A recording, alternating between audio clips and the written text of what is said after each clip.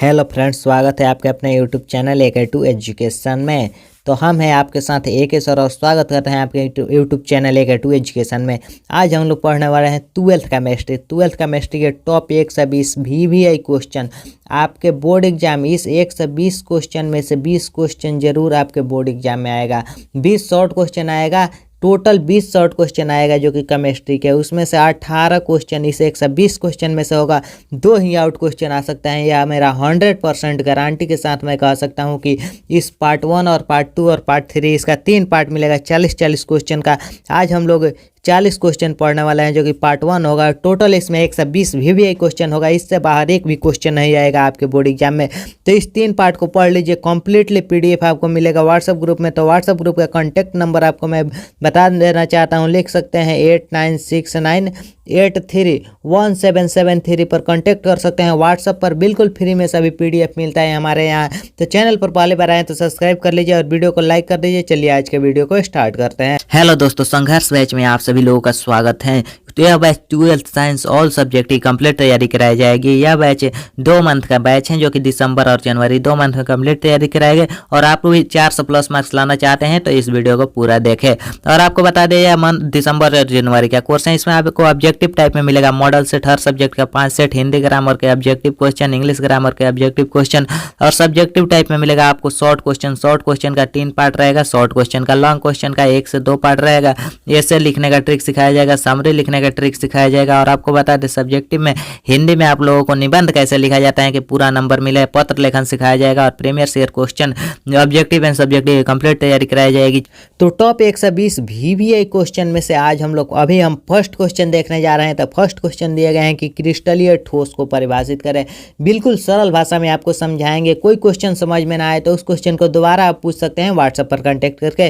तो चलिए बिल्कुल सरल भाषा में समझते हैं और बिल्कुल शॉर्ट में आंसर देखेंगे। इस तरह से आप अगर अपने बोर्ड एग्जाम में लिख कर आते हैं तो पूरा में पूरा नंबर मिलेगा, एक भी नंबर कटने की संभावना नहीं है।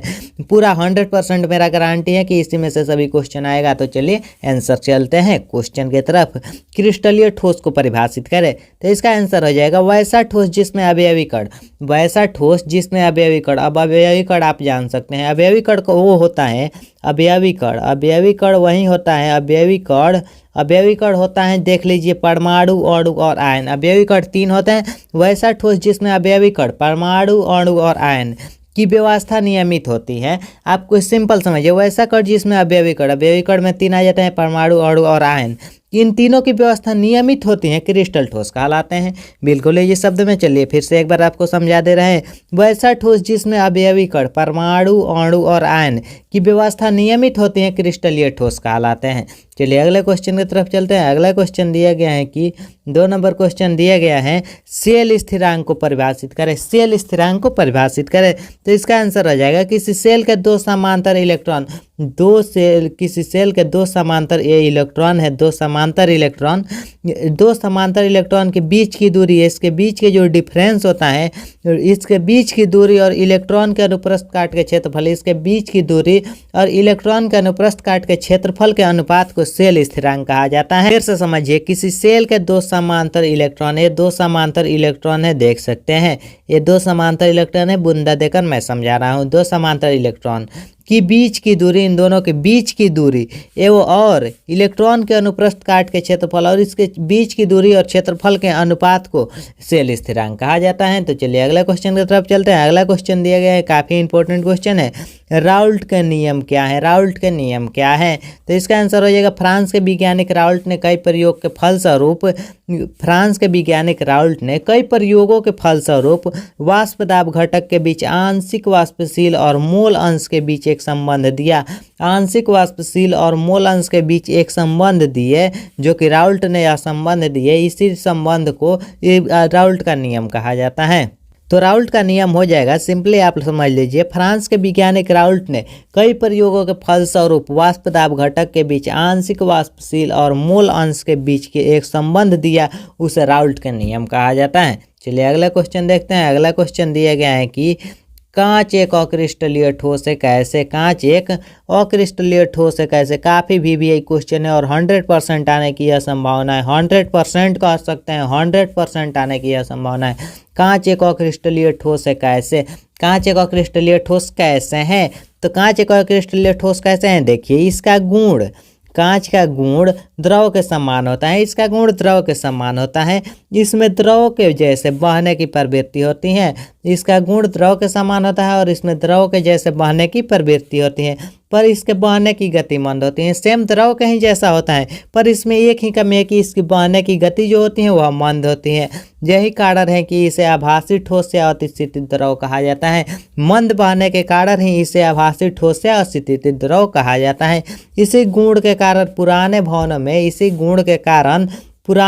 में एग्जाम्पल के तौर पर देख सकते हैं, पुराने भवनों या इमारतों में खिड़की या दरवाजे की कांच के ऊपरी भाग पतला तथा निचले पौंदे का भाग मोटा हो जाता है। ऊपर का भाग पतला और नीचे का भाग मोटा हो जाता है। चलिए अगला क्वेश्चन देखते हैं। अगला क्वेश्चन दिया गया है कि आदर्श विलयन को परिभाषित करें। आदर्श विलयन को परिभाषित करें तो आंसर हो जाएगा वैसा विलयन जो सभी तापों एवं दाबों पर, वैसा विलयन जो सभी तापों एवं दाबों पर राउल्ट के नियम का पालन करता है, आदर्श विलयन कहलाता है। वैसा विलयन जो सभी तापों एवं दाबों पर राउल्ट के नियम का, जो राउल्ट के नियम का पालन करता है, आदर्श विलयन कहलाता है। सिंपल समझ सकते हैं, जो राउल्ट के नियम का पालन करता है आदर्श विलयन कहलाता है। इसका सिंटेक्स हो जाएगा del V mixing equal to of del H mixing equal to 0 हो जाएगा। चलिए अगला क्वेश्चन देखते हैं। अगला क्वेश्चन दिया गया है अणुसंख्या गुणधर्म क्या है?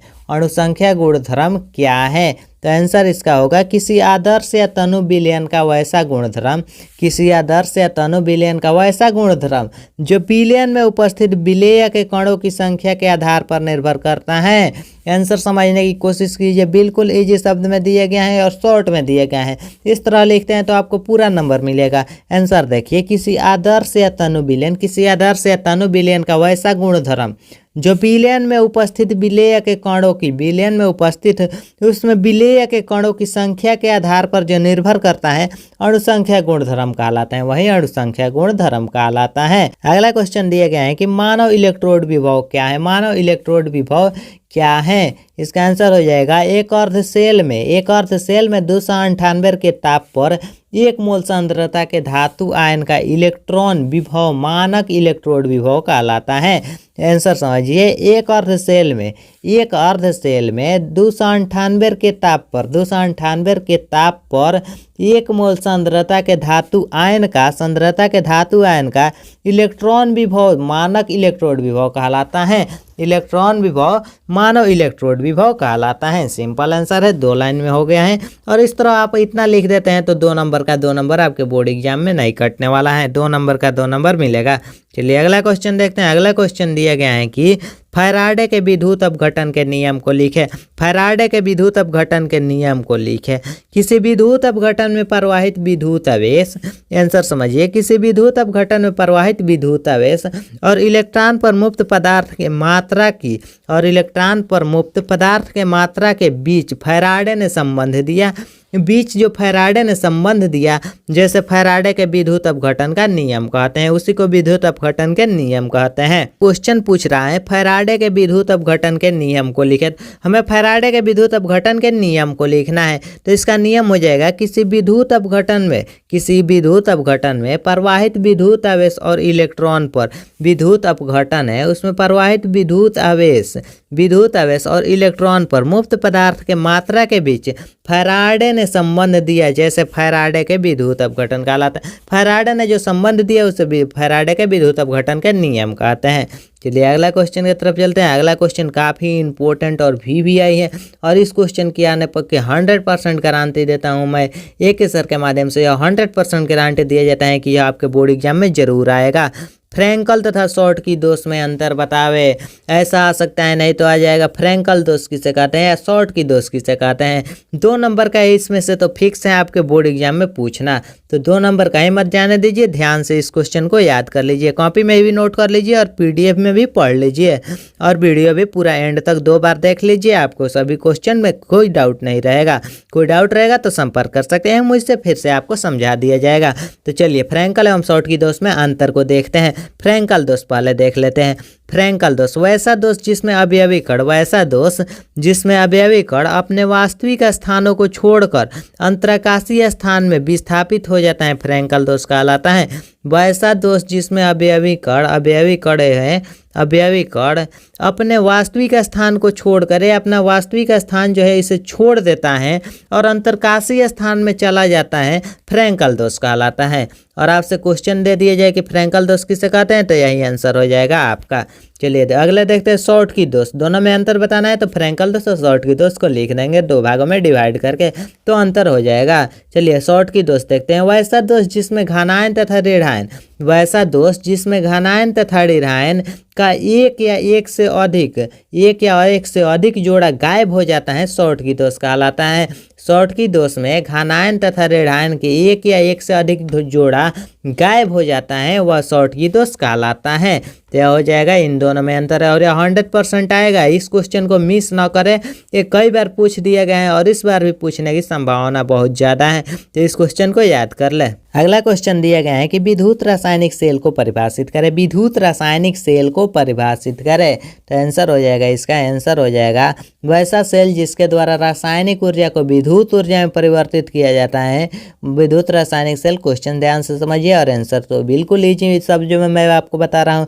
वैसा सेल जिसके द्वारा रासायनिक ऊर्जा को विद्युत ऊर्जा में परिवर्तन किया जाता है, विद्युत रासायनिक सेल कहलाता है। बिल्कुल सरल भाषा में आप लोगों को दिया गया है यह आंसर। विद्युत रासायनिक सेल को परिभाषित करें। वैसा सेल जिसके द्वारा रासायनिक ऊर्जा को विद्युत ऊर्जा में परिवर्तित किया जाता है, विद्युत रासायनिक सेल कहा जाता है। और इसको सर्वप्रथम गैल्वेनिक और बोल्ट ने खोजा था। इसको सबसे पहले गैल्वेनिक और बोल्ट ने खोज की थी और इन्हीं के नाम पर इसे गैल्वेनी या बोल्टियर सेल भी कहा जाता है। गैल्वेनी या बोल्टियर सेल भी इसी को कहा जाता है। अगला क्वेश्चन दिया गया है, प्रसरण को परिभाषित करें। प्रसरण को परिभाषित करें या प्रसरण दाब किसे कहते हैं, तो इसका आंसर हो जाएगा वैसी प्रक्रिया। वैसी प्रक्रिया जिसमें अर्धपारगम्य झिल्ली से होकर विलायक के अणु शुद्ध विलायक से विलयन की ओर या तनु विलयन से सांद्र विलयन की ओर स्वतः प्रवाहित हो जाता है, प्रसरण कहलाता है। मतलब आंसर समझिए, वैसी प्रक्रिया जिसमें अर्धपारगम्य झिल्ली से होकर, अर्धपारगम्य झिल्ली है, इस झिल्ली से होकर विलायक के अणु, विलायक के जो अणु हैं या अणु होते हैं, विलायक के अणु विलायक से विलयन की ओर, विलायक से विलयन की ओर या तनु विलयन की ओर, सांद्र की ओर स्वतः प्रवाहित, ऑटोमेटिक प्रवाहित हो जाता है, प्रसरण दाब कहलाता है। उसी को प्रसरण दाब कहते हैं। क्वेश्चन पूछ रहा है हमसे कि लवण सेतु क्या है। पहले लवण सेतु समझते हैं, इसके बाद इसको कार्य को देखेंगे। तो लवण सेतु प्रतिलोमिक यू आकार के कांच की एक नली है। यह यू आकार के कांच की एक नली है। जैसे 2 अर्ध सेलों को जोड़ता है, या 2 अर्ध सेल को, एक नहीं 2 जैसे एक हो गया 2 अर्ध सेलों को जोड़ता है। इसमें अक्रिय विद्युत अपघटन जैसे होता है पोटेशियम क्लोराइड, अमोनियम क्लोराइड हो जाएगा और अमोनियम नाइट्रेट, ये दो इसमें दो को जोड़ता है का संतृप्त विलयन भरा होता है। और इसके कार्य की तरफ ध्यान देते हैं। इसके कार्य क्या होते हैं, तो इसके कार्य निम्न प्रकार से लिख सकते हैं। चलिए आगे देखते हैं इसके कार्य कौन कौन से है। तो इसका हम 3 पॉइंट लिखकर आप लोगों को समझाए हैं, तो तीनों पॉइंट समझने की कोशिश कीजिए। लवण से तो दोनों अर्ध सेलों को जोड़ता है, यह दोनों अर्ध सेलों को जोड़ता है, ऑप्शन बी हो जाएगा। यह दोनों अर्ध सेलों के विद्युत अपघटन के विद्युत उदासीनता को कायम रखता है। यह विद्युत अपघटन के विद्युत उदासीनता को कायम रखता है, और ऑप्शन सी हो जाएगा, यह आंतरिक सेल परिपथ को पूर्ण करता है, चलिए अगला क्वेश्चन देखते हैं। अगला क्वेश्चन दिया गया है कि विद्युत रासायनिक तुल्यांक क्या है। इसका आंसर हो जाएगा, किसी विद्युत अपघटन में एम्पियर विद्युत धारा या कूलम आवेश एक सेकंड के लिए प्रवाहित किया जाता है। किसी विद्युत अपघटन में विद्युत धारा या कूलम आवेश 1 सेकंड के लिए प्रवाहित किया जाता है, तो इलेक्ट्रोड पर मुक्त हुए पदार्थ की मात्रा विद्युत रासायनिक तुल्यांक कहलाता है। 1 सेकंड के लिए प्रवाहित किया जाता है, तो इलेक्ट्रोड पर जो मुक्त होता है पदार्थ, उसी को विद्युत रासायनिक तुल्यांक कहा जाता है। समझिए, किसी विद्युत अपघटन में एम्पियर विद्युत धारा या कूलम आवेश 1 सेकंड के लिए प्रवाहित किया जाता है, मात्र 1 सेकंड के लिए प्रवाहित किया जाता है, तो इलेक्ट्रोड पर मुक्त हुए पदार्थ की मात्रा विद्युत रासायनिक तुल्यांक कहलाती है। चलिए अगला क्वेश्चन देखते हैं। अगला क्वेश्चन दिया गया है कि अर्धपारगम्य झिल्ली क्या है। अर्धपारगम्य झिल्ली क्या है, तो इसका आंसर हो जाएगा वैसी झिल्ली जिसमें सिर्फ विलायक के अणु प्रवाहित करते हैं अर्धपारगम्य झिल्ली कहलाता है। बिल्कुल सरल भाषा में यह क्वेश्चन काफ़ी इजी है। वैसी झिल्ली जिसमें सिर्फ विलायक के अणु प्रवाहित होते हैं, जिसमें सिर्फ विलायक के अणु प्रवाहित होते हैं अर्धपारगम्य झिल्ली कहलाते हैं। अगला क्वेश्चन देखते हैं। अगला क्वेश्चन दिया गया है कि शून्य कोटि की अभिक्रिया क्या है। शून्य कोटि की अभिक्रिया क्या है। शून्य कोटि की अभिक्रिया क्या है, आंसर हो जाएगा वैसी रासायनिक अभिक्रिया जिसमें अभिकारक की सांद्रता की घात शून्य होती है। रासायनिक अभिक्रिया जिसमें अभिकारक के सांद्रता की घात अगर शून्य होती है तो वह शून्य कोटि की अभिक्रिया कहलाएगी। अभिकारक की सांद्रता की घात शून्य होगी तो वह शून्य कोटि की अभिक्रिया कहलाएगी। अगला क्वेश्चन है नरनष्ट समीकरण क्या है। नरनष्ट समीकरण क्या है, यह भी काफ़ी इंपॉर्टेंट क्वेश्चन है। नरनष्ट समीकरण क्या है, तो इसका आंसर हो जाएगा किसी विद्युत रासायनिक सेल में इलेक्ट्रॉन विभव ताप एवं किसी विद्युत रासायनिक सेल में इलेक्ट्रॉन विभव ताप एवं अभिकारक तथा प्रतिफल की सांद्रता पर निर्भर करता है। ताप एवं अभिकारक तथा प्रतिफल के सांद्रता पर निर्भर करता है, जो नरनष्ट समीकरण की सहायता से ज्ञात किया जाता है। जो नरनष्ट समीकरण की सहायता से ज्ञात किया जाता है नरनष्ट समीकरण वही कहलाता है। किसी रासायनिक सेल में इलेक्ट्रॉन विभव ताप ताप एवं अभिकारक तथा प्रतिफल के सांद्रता पर निर्भर करता है, तो नरनष्ट समीकरण की सहायता से ज्ञात किया जाता है। चलिए अगला क्वेश्चन देखते हैं। अगला क्वेश्चन दिए गए हैं, काफ़ी इंपॉर्टेंट क्वेश्चन है। यह क्वेश्चन दिए गए हैं टिंडल प्रभाव क्या है। टिंडल प्रभाव क्या है, काफ़ी VVI क्वेश्चन है। टिंडल प्रभाव, तो इसका अध्ययन सर्वप्रथम फैराडे ने किया। टिंडल प्रभाव का अध्ययन सबसे पहले फैराडे ने किया तथा इसके विस्तार पूर्वक अध्ययन टिंडल ने किया। सबसे पहले इसके खोज तो फैराडे ने किए, लेकिन इसका विस्तार पूर्वक जो अध्ययन किए वह टिंडल ने किए। इसके अनुसार कोलाइडी विलयन द्वारा प्रकाश के प्रकीर्णन ही टिंडल प्रभाव कहलाता है। इसके अनुसार कोलाइडी विलयन द्वारा प्रकाश का जो प्रकीर्णन होता है वही टिंडल प्रभाव कहलाता है। चलिए और देख लेते हैं इसके बारे में। जब कोलाइडी विलयन में प्रकाश की किरणें को भेजा जाता है तो कोलाइडी कणों के द्वारा प्रकाश के प्रकीर्णन होता है। जब कोलाइडी विलयन में प्रकाश के किरणों को भेजा जाता है तो कोलाइडी कणों द्वारा प्रकाश के प्रकीर्णन हो जाता है। इस घटना को ही टिंडल प्रभाव कहते हैं। प्रकीर्णन हो जाता है, यही घटना को टिंडल प्रभाव कहा जाता है। अगला क्वेश्चन दिया गया है कि वैद्युत संयोजकता को परिभाषित करें। तो अपने निकटतम अक्रिय गैस के जैसा इलेक्ट्रॉनिक विभव को प्राप्त करने के लिए इलेक्ट्रॉनिक विन्यास को प्राप्त करने के लिए कई तत्व जितने इलेक्ट्रॉन का व्यय या ग्रहण करता है विद्युत संयोजकता कहलाता है। जैसे कि वह अपने पूरा करने के लिए इलेक्ट्रॉन को अपनाता भी है और त्याग भी करता है, उसी को कहते हैं संयोजकता। तो फिर से समझ लीजिए, अपने निकटतम अक्रिय गैस के जैसा इलेक्ट्रॉनिक विन्यास को प्राप्त करने के लिए कई तत्व हैं जितने इलेक्ट्रॉन को त्याग या ग्रहण करते हैं। इलेक्ट्रॉनिक विन्यास को तैयार करने के लिए कितने इलेक्ट्रॉन हैं जो कि त्याग करते हैं और कितने इलेक्ट्रॉन है कि ग्रहण करते हैं, और त्याग और ग्रहण इसी को कहते हैं विद्युत संयोजकता। अगला क्वेश्चन दिया गया है O2 का क्वथनांक O2+ से अधिक होता है क्यों। O2 का क्वथनांक होता है जो O2+ से अधिक क्यों होता है, तो आंसर हो जाएगा O2 का बंधन m डिग्री O2+ के अपेक्षाकृत अधिक होता है। यही कारण है कि O2 का क्वथनांक भी O2+ से अधिक होता है। चलिए अगला क्वेश्चन देखते हैं। अगला क्वेश्चन दिया गया है जो कि 20 नंबर क्वेश्चन है। लिगेंटस को परिभाषित करें। तो वैसा अणु या आयन जिसके पास कम से कम एक इलेक्ट्रॉन का भर्जन युग्म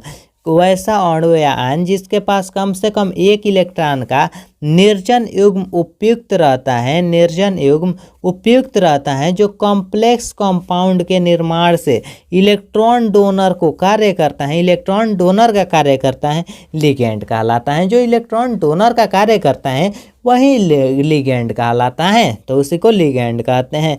चलिए अगला क्वेश्चन दिया गया है कि डायलिसिस क्या है। डायलिसिस क्या है, ये अभी VVI क्वेश्चन है। डायलिसिस क्या है, कई बार बोर्ड एग्जाम में पूछ दिया गया है। इसमें सभी VVI क्वेश्चन आपके मिलेंगे, जो सबसे ज़्यादा इंपॉर्टेंट है उसे मैं और VVI बना दे रहा हूँ। तो अगला क्वेश्चन दिए गए हैं कि डायलिसिस क्या है। तो यह कोलाइडी घोल के अशुद्ध से, यह कोलाइडी घोल के अशुद्ध से शुद्ध करने की विधि है। जो डायलिसिस है यह कोलाइडी घोल को अशुद्ध से शुद्ध करने की विधि है। कोलाइडी घोल में अशुद्धि के रूप में क्रिस्टलवाइड को कण हो जाता है, क्रिस्टलवाइड के कण हो सकते हैं। इन्हें हटाने के लिए डायलिसिस का प्रयोग किया जाता है। जैसे अशुद्ध को शुद्ध करने के लिए इसका प्रयोग किया जाता है, तो खराब को अच्छा बनाने के लिए डायलिसिस का प्रयोग किया जाता है और इसी को डायलिसिस कहा जाता है। चलिए अगला क्वेश्चन की तरफ चलते हैं। अगला क्वेश्चन दिया गया है कि बर्नर का सहसंयोजक सिद्धांत क्या है। तो आंसर हो जाएगा 1853 ईस्वी में अल्फ्रेड बर्नर ने, 1853 ईस्वी में अल्फ्रेड बर्नर ने सहसंयोजी यौगिक के निर्माण से, सहसंयोजी यौगिक के निर्माण से संबंधित एक नियम का प्रतिपादन किया जिसे बर्नर के सहसंयोजक सिद्धांत कहा जाता है। बर्नर के सहसंयोजक सिद्धांत को समझिए अच्छे से। तो 1853 ईस्वी में अल्फ्रेड बर्नर नामक एक व्यक्ति थे, उन्हीं ने उपसहसंयोजी यौगिक के निर्माण से, उपसहसंयोजी यौगिक के निर्माण से संबंधित एक नियम का प्रतिपादन किया। उसी व्यक्ति ने उपसहसंयोजी यौगिक के निर्माण से संबंधित एक नियम का प्रतिपादन किया जिसे बर्नर के उपसहसंयोजी सिद्धांत कहा जाता है। जिस नियम के प्रतिपादन किए उसी नियम को बर्नर के सिद्धांत कहा जाता है। अगला क्वेश्चन दिया गया है HClO4 में क्लोरीन के ऑक्सीडेशन नंबर ज्ञात करें। HClO4 में क्लोरीन के ऑक्सीडेशन नंबर ज्ञात करें। तो HClO4 इक्वल टू 0 मान लेते हैं, तो 1 + n + इंटू -2 गुने 4 हो जाएगा, मल्टीप्लाई करके कैलकुलेशन करके। बिल्कुल सिंपल क्वेश्चन है, ऑक्सीडेशन नंबर ज्ञात करना। तो इसका हो जाएगा +-7, इसका राइट आंसर हो जाएगा। चलिए अगला क्वेश्चन की तरफ चलते हैं। अगला क्वेश्चन दिया गया है कि प्रभावकारी परमाणु संख्या क्या है। प्रभावकारी परमाणु संख्या क्या है, प्रभावकारी परमाणु संख्या क्या हो जाएगा। तो इसकी जानकारी सर्वप्रथम सिग्विक ने की थी। तो इस प्रभाविक परमाणु के सर्वप्रथम खोज सिग्विक ने की थी। जटिल यौगिक को केंद्रीय धातु में उपस्थित इलेक्ट्रॉन की संख्या के योगफल के प्रभावकारी संख्या कहा जाता है, योगफल के प्रभावकारी परमाणु कहा जाता है। बिल्कुल इजी क्वेश्चन है, इसका PDF भी मिल जाएगा व्हाट्सएप ग्रुप में और डिस्क्रिप्शन में भी लिंक है, वहां से डाउनलोड कर लीजिए। इसकी जानकारी सर्वप्रथम सिग्विक ने दी। जटिल यौगिक के केंद्रीय धातु में उपस्थित इलेक्ट्रॉन की संख्या के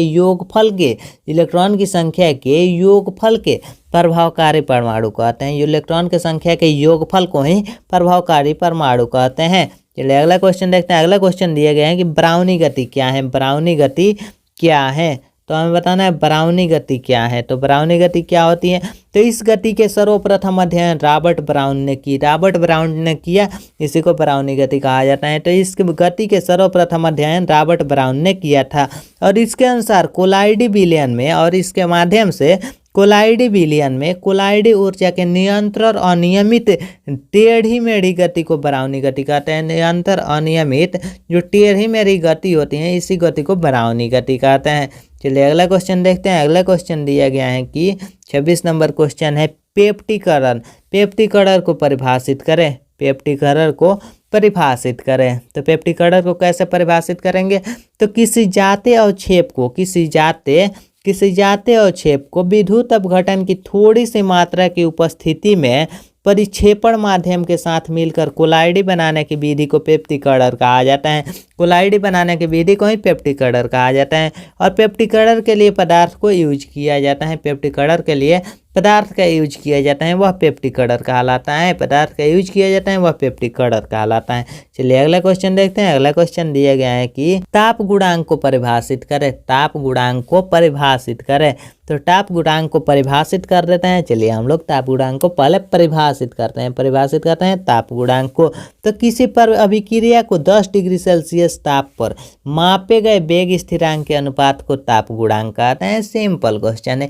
किसी अभिक्रिया को 10 डिग्री सेल्सियस पर, क्वेश्चन समझिए, किसी अभिक्रिया को 10 डिग्री ताप पर मापे गए वेग स्थिरांक के अनुपात को 10 डिग्री ताप पर मापे गए वेग स्थिरांक के अनुपात को ही ताप गुणांक कहा जाता है। ताप गुणांक बराबर होता है k into plus minus 10, k into plus minus 10 इसका स्ट्रक्चर के रूप में हो जाएगा। चलिए अगला क्वेश्चन देखते हैं। अगला क्वेश्चन दिया गया है कि विद्युत अपघटनी सेल को परिभाषित करें, विद्युत अपघटनी सेल को परिभाषित करें। भैया विद्युत अपघटनी सेल क्या है? तो वैसा सेल जिसकी सहायता से विद्युत ऊर्जा को रासायनिक ऊर्जा में परिवर्तित किया जाता है विद्युत अपघटनी सेल कहलाता है। बिल्कुल इजी क्वेश्चन है। वैसा सेल जिसकी सहायता से विद्युत ऊर्जा को रासायनिक ऊर्जा में परिवर्तित किया जाता है विद्युत अपघटनी सेल कहलाता है। या 2 इलेक्ट्रोड के बना होता है, या 2 इलेक्ट्रोड को बना होता है। चलिए अगला क्वेश्चन देखते हैं। अगला क्वेश्चन दिया गया है कि प्रथम कोटि की अभिक्रिया क्या है? प्रथम कोटि की अभिक्रिया क्या है? तो प्रथम कोटि की अभिक्रिया वे होती हैं वैसी रासायनिक अभिक्रिया जिसमें अभिक्रिया के वेग अभिकारक के सांद्रण के प्रथम घात के समानुपाती होता है, प्रथम कोटि की अभिक्रिया कहलाता है। आंसर समझिए, वैसा रासायनिक अभिक्रिया जिसमें अभिक्रिया का वेग, जिसमें अभिक्रिया का वेग वेग अभिकारक के सांद्रण के, वेग अभिकारक के सांद्रण के प्रथम घात के समानुपाती होता है, प्रथम कोटि की अभिक्रिया कहलाती हैं। प्रथम कोटि की अभिक्रिया वही कहलाती हैं। चलिए अगला क्वेश्चन दिए गए हैं जो कि 30 नंबर क्वेश्चन है।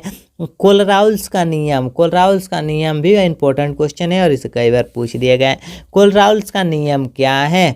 चाहे कोलराउल्स का नियम लिखे तो कोलराउल्स ने 1876 ईस्वी में लौड़ों के ऐसे युग्म के अति अनुविलयन के मोलर चालकत्व के अध्ययन किया, मोलर चालकत्व के अध्ययन किया जिसमें एक आयन दोनों में उभयनिष्ठ होता है, जिसमें एक आयन दोनों में उभयनिष्ठ होता है। जैसे में देख सकते हैं एक आयन दोनों में उभयनिष्ठ होता है, NaCl KCl दोनों में उभयनिष्ठ होता है, Na2SO4 K2SO4 दोनों में उभयनिष्ठ होता है। इस तरह के अनेकों एग्जाम्पल आपके सामने दिए गए हैं। चलिए अगला क्वेश्चन देखते हैं। अगला क्वेश्चन दिए गए हैं कि उल्टा परासरण क्या है? उल्टा परासरण क्या होता है? तो हो जाएगा, उल्टा परासरण वह होता है यदि विलयन पर उसके परासरण दाब से अधिक दाब प्रयुक्त करें तो अर्धपारगम्य झिल्ली से विलयन में विलायक के बहाव शुद्ध विलायक की ओर बहने लगता है। इस प्रक्रिया को उल्टा परासरण कहते हैं। उल्टा परासरण मतलब सीधा समझिए किसी विलयन पर उसके परासरण दाब से अधिक दाब प्रयुक्त किया जाता है, जिसका उसका वजन सहने का पावर है उससे अधिक दाब प्रयुक्त किया जाता है। तो अर्धपारगम्य झिल्ली से विलयन से विलायक का बहाव शुद्ध विलयन की ओर होने लगता है, विलायक का बहाव शुद्ध विलयन की ओर होने लगता है मतलब बहने लगता है। इस प्रक्रिया को ही उल्टा परासरण कहते हैं। जब उसके औकात से ज़्यादा भार लाद दीजिएगा तो वह बहने लगेगा, उसी को उल्टा परासरण कहा जाता है। अगला क्वेश्चन दिए गए हैं कि कोलाइड क्या है? तो कोलाइड क्या है? काफ़ी इजी क्वेश्चन है। वैसा पदार्थ जो वनस्पति झिल्ली या जंतु झिल्ली के द्वारा आसानों से विस्तृत नहीं होता है कोलाइड कहलाता है। वैसा पदार्थ जो वनस्पति झिल्ली या जंतु झिल्ली के द्वारा आसानी से विस्तृत नहीं होता है कोलाइड कहलाता है। अगला क्वेश्चन देखिए। अगला क्वेश्चन दिया गया है कि भौतिक अधिशोषण क्या है? भौतिक अधिशोषण क्या है? तो जब अधिशोषण की सतह पर अधिशोष्य भौतिक जैसे VWS बंधे होते हैं, जब अधिशोषण के सतह पर अधिशोष्य भौतिकी जैसे VWS बंधे होते हैं भौतिक अधिशोषण कहलाता है। सभी क्वेश्चन का सिंपल आंसर है, याद कर लीजिए। और PDF मिल जाएगा तो PDF में जब मन तब देख कर आज रिविजन कर सकते हैं। वीडियो 2 बार देख लीजिए, सभी क्वेश्चन में डाउट क्लियर हो जाएगा। अगला क्वेश्चन काफी इंपॉर्टेंट क्वेश्चन है और VVI क्वेश्चन है जो कि दिया गया है कि क्रांतिक कोण को परिभाषित करें। क्रांतिक